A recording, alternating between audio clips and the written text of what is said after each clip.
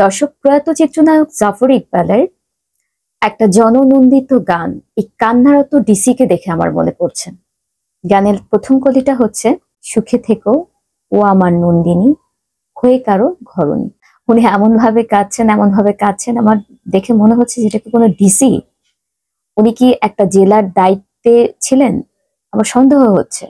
তার আগে আপনাদেরকে বলে রাখি, এর আগে আমি ডিসিকে নিয়ে আরেকটা ভিডিও করেছিলাম। ভিডিওটি আপনারা যেমন অনেক সময় ধরে দেখেছেন, তেমনি আপনাদের মূল্যবান কমেন্টস করেছেন। এজন্য আপনাদের সবাইকে অসংখ্য ধন্যবাদ। আমি চেষ্টা করি সমসাময়িক ভিডিও টপিকস নিয়ে বিশ্লেষণাত্মক ভিডিও করতে এবং মানুষের উপকারে লাগে এমন টপিকস নিয়ে ভিডিও তৈরি করতে। চাইলে আপনারা চ্যানেলটি সাবস্ক্রাইব করে আমাদের পাশেই থেকে যেতে পারেন, আর অবশ্যই একটি লাইক দিয়ে দেবেন। কারণ কি হয় জানেন, যখন আপনারা একটা লাইক করেন তখন ইচ্ছে করে যে সামনে আরো একটা ভিডিও তৈরি করতে। যাই হোক, একজন ডিসি কেঁদে কেঁদে বলছেন, তুমি অন্তত ভালো থেকো লিজা। হাউমাউ করে কেঁদে কেঁদে বলছেন, তুমি অন্তত ভালো থেকো, হাসি ছাড়া আর কি আসবে আমার। দর্শক, ছেলেরা কখন কাঁদে? যখন কারো বাবা মা বা ছেলে মেয়ে কেউ মারা যায়। সারাটা জীবন যার সঙ্গে সংসার করে গেল, আমি দেখেছি স্ত্রীর শোকেও পুরুষরা তেমন একটা কাঁদে না। কাঁদে খুব রেয়ার, খুব গোপনে, এক ফোঁটা চোখের জল বা গোপন কান্না এইরকম। কিন্তু এইভাবে হাউমাউ করে আমি কাঁদতে দেখিনি। লিজা তাকে ছেড়ে চলে যাবার পর যেরকম এই ডিসি কাঁদছেন, তিনি হাউমাউ করে কাঁদছেন আর বিড়বিড় করে বলছেন, তুমি অন্তত ভালো থেকো, তুমি অন্তত ভালো থেকো। হাসি আসে সত্যি, এইসব দৃশ্য দেখলে হাসি আসে। একটা বাচ্চা ছেলেও তো তার প্রেমিকা চলে গেলে এইভাবে বোধহয় হাউমাউ করে কাঁদে না, আর আপনি নাকি একটা জেলার ডিসি। দর্শক, আজকের ভিডিওতে আরো একটা গুরুত্বপূর্ণ টপিকস নিয়ে আমি আপনাদের সঙ্গে আলোচনা করব, সেজন্য এই ভিডিওটা আমি আপনাদের সামনে এনেছি। নয়তো এই টপিকস নিয়ে সেকেন্ড ভিডিও করার ইচ্ছে আমার ছিল না, কিন্তু টপিকসটা খুবই গুরুত্বপূর্ণ। সেটা হচ্ছে, এই ডিসির প্রেমিকা কয়জন এবং তারা কারা। জি হ্যাঁ, অবশ্যই এই কাহিনীতে টুইস্ট আছে, সেজন্য ভিডিওটা আপনাদের সামনে আজকে আবার আনলাম। এ বিষয়ে আমি একটু পরে আসছি, তার আগে একটু বলে নিই। গত ভিডিওতে আমি আপনাদেরকে বলেছিলাম, ঘুমের ওষুধ খাবার নাটক করে যে ভিডিও করেছেন সেটা চাকরি বাঁচানোর জন্যই কিন্তু এই ডিসি করেছেন। কিন্তু আমার সেই বক্তব্য আমি এই মুহূর্ত থেকে উইথড্র করে নিলাম। কেন, বুঝিয়ে বলছি। এই নারী লিজার সঙ্গে আপোষ করার জন্য তিনি একজন উকিল নিয়োগ দেন, কিন্তু যার কাজ ছিল এই ডিসি আর লিজার মধ্যে মধ্যস্থতা করানো। এরই অংশ হিসেবে ওই নারীকে তিনি কয়েক দফায় মোটা অঙ্কের টাকা দেন ব্যাংক মারফত, যেই চেকের প্রমাণ তিনি সাংবাদিকদের দেন।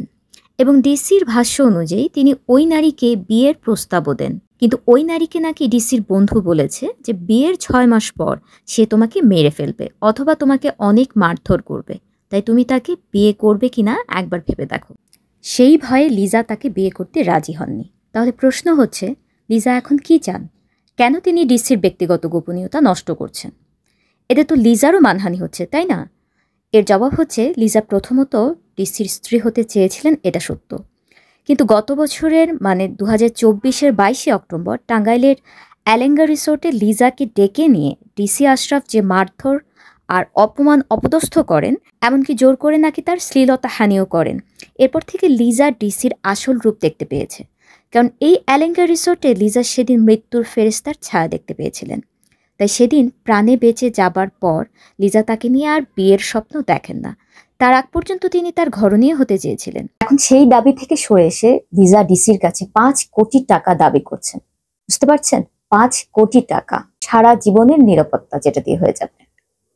তো এইটা দিতে এখন ডিসি অপরাগ, কারণ সে এর আগেও অনেক মোটা অঙ্কের টাকা দিয়ে এসেছে। এখন তার কাছে এত পরিমাণ টাকা নেই, বাসা থেকেও তো একটা প্যারা খেতে হবে, তাই না, তার ওয়াইফের কাছ থেকে। দর্শক, 5 কোটি টাকা কিন্তু চারটিখানি কথা নয়। আর টাকার কাছে মান সম্মানের মূল্যই বা কতটুকু, যে যা চায় আর কি।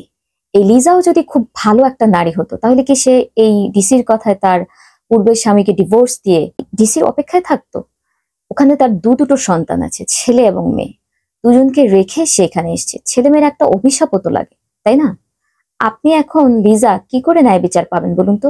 আপনি কি আপনার সন্তানদের সঙ্গে ন্যায় বিচার করেছেন?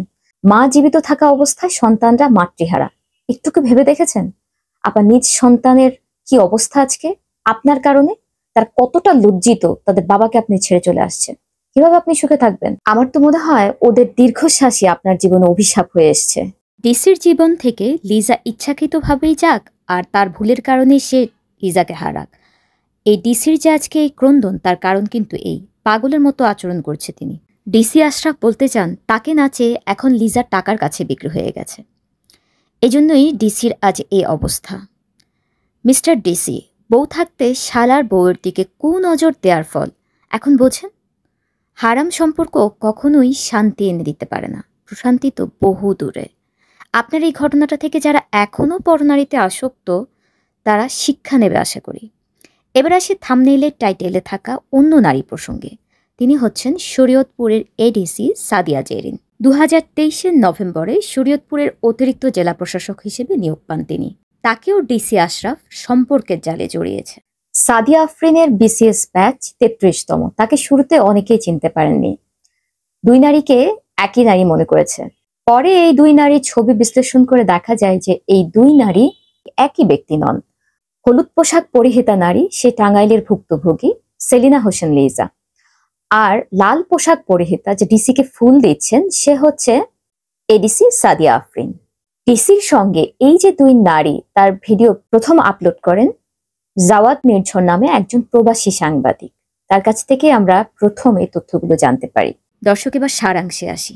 এই তিন নারী সেলিনা হোসেন লিজা, এডিসি সাদিয়া আফরিন আর ডিসির ওয়াইফ, এই তিনজনের মধ্যে আমার তো এখন মনে হচ্ছে সবচাইতে বেশি তিনি যাকে ভালোবাসেন, যাকে মিস করেন, তিনি হচ্ছে এই লিজা। নয়তো তার সঙ্গে সম্পর্ক ছেদের পর থেকে ডিসি একের পর এক পাগলের মতো আচরণ করতেন না। কখনো ঘুমের ওষুধ খাওয়ার হুমকি দিচ্ছেন, কখনো নিজের জীবন নিঃশেষ করে দেওয়ার থ্রেট দিচ্ছেন, কখনো বা সবার সামনে এসে পাগলের মতো হাউমাউ করে কাঁদছেন যে তুমি সুখে থাকো, তুমি সুখে থাকো। আচ্ছা, আপনি কি আর আপনার ওয়াইফের কাছে ফিরবেন না? কিভাবে তাকে মুখ দেখাবেন ভেবেছেন কি? বাচ্চাগুলোর কথা ভেবে অন্তত এবার রেহাই দিন। থামুন, এবার নিজেকে সংযত করুন, সংবরণ করুন। পদ যাওয়া কোনো কিছু নয়। আমরা জানি যে তাকে ওএসডি করে রাখা হয়েছে এবং তাকে উপসচিব পদে বদলি করে 3 সদস্যের কমিটি গঠন করে তার বিরুদ্ধে যে অভিযোগ এসেছে সেটা তদন্তের দায়িত্ব দেওয়া হয়েছে জনপ্রশাসন মন্ত্রণালয় থেকে। দর্শক, কি বুঝলেন আপনারা? যেখানেই নারীর আশেপাশে পুরুষ, সেখানে অবাধ যৌনতার ফাঁদ। প্রশ্ন এখন তাই আপনার কাছে, কি করে নিজেকে বাঁচাবেন?